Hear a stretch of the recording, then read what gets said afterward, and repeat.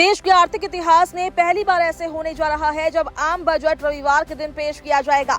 वित्त मंत्री निर्मला सीतारमण इस खास मौके पर देशवासियों को कई अहम सौगात दे सकती है। इस बार का बजट सिर्फ आंकड़ों का खेल नहीं बल्कि आम आदमी की रोजमर्रा की जिंदगी से सीधे जुड़ा हुआ माना जा रहा है। किसान, युवा, महिलाएं, टैक्स पेयर और मिडिल क्लास हर वर्ग को इस बजट से बड़ी उम्मीदें हैं। माना जा रहा है कि सरकार महंगाई, रोजगार और विकास के बीच संतुलन साधने की कोशिश करेगी।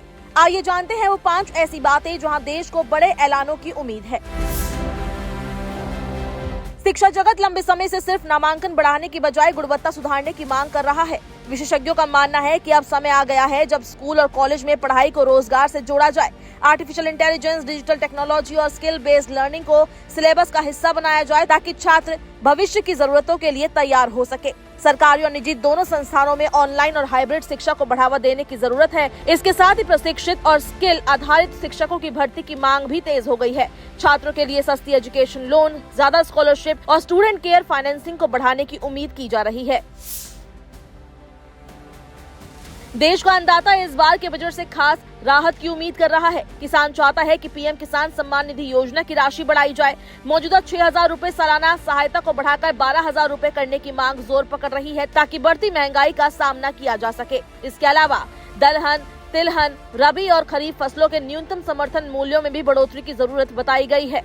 किसान फसल बीमा योजना के प्रीमियम को कम करने और नुकसान की स्थिति में जल्दी भुगतान की मांग भी कर रहे हैं। फसलों के भंडारण के लिए आधुनिक स्टोरेज और कोल्ड स्टोरेज सुविधाओं का विस्तार जरूरी माना जा रहा है। साथ ही खाद और उर्वरकों की कीमतों में कटौती किसानों के लिए बड़ी राहत साबित हो सकती है। महंगाई आम आदमी के लिए सबसे बड़ी चिंता बनी हुई है। इस बजट से लोगों को उम्मीद है कि सरकार रोजमर्रा की जरूरतें, खाने, पहनने और रहने को सस्ता करने पर ध्यान देगी। ईंधन, खाद्य पदार्थ और जरूरी सामानों की कीमतों में स्थिरता लाने के लिए उपाय किए जा सकते हैं। इसके साथ ही जीएसटी ढांचे में सुधार की मांग भी सामने आई है। खासतौर पर एफएमसीजी और घरेलू उपयोगों की चीजों पर टैक्स कम करने से आम जनता को सीधा फायदा मिल सकता है। महिला उद्यमों की नजर इस बजट पर खास तौर से टिकी हुई है। वे चाहती है कि व्यापार शुरू करने और उसे आगे बढ़ाने के लिए आसान शर्तों पर लोन उपलब्ध कराया जाए। टैक्स में छूट, कम ब्याज दर और सरकारी सहायता मिलने की उम्मीद की जा रही है। महिलाओं के लिए नए रोजगार कार्यक्रम, स्किल डेवलपमेंट योजनाएं और सब्सिडी आधारित स्कीमें शुरू भी की जा सकती है। इसके अलावा सुरक्षा, स्वास्थ्य और सामाजिक कल्याण से जुड़ी योजनाओं के लिए बजट बढ़ाने की मांग भी की जा रही है।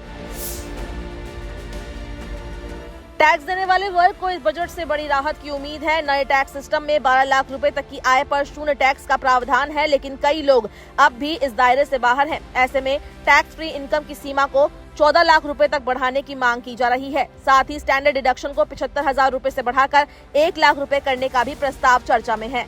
जो लोग अभी भी पुराने टैक्स सिस्टम में बने हुए हैं वो भी छूट की सीमा बढ़ाने की उम्मीद कर रहे हैं। अब देखना होगा कि ये बजट लोगों के लिए कितनी राहत लेकर आता है।